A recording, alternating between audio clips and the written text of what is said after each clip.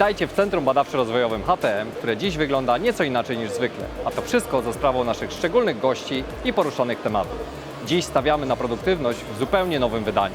Specjalnie dla naszych gości przygotowaliśmy wraz z naszymi partnerami wydarzenie o nazwie Boost Your Productivity with Us, podczas którego zaprezentowaliśmy m.in. efektywne sposoby przygotowania procesów poza obrabiarką, integrację urządzeń peryferyjnych ze sterownikiem Okuma OSP oraz sposoby monitorowania procesów produkcyjnych za pomocą aplikacji Connect Plant.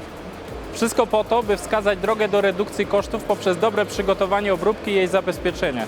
W HTM od lat opracowujemy różne metody optymalizacji kosztów oparte właśnie na takich działaniach, a ich skuteczność przyniosła już niejednokrotnie wymierne korzyści naszym klientom. Przy wsparciu partnerów takich jak Zoller, Rainshow czy CAM Technology możemy osiągnąć jeszcze więcej.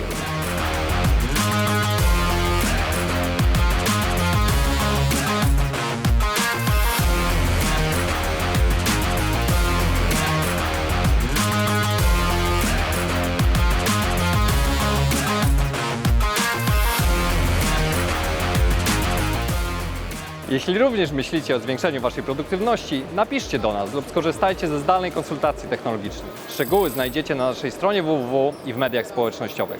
Pozostajemy w kontakcie. Stay tuned! High Technology Machines Limited. Productivity Development.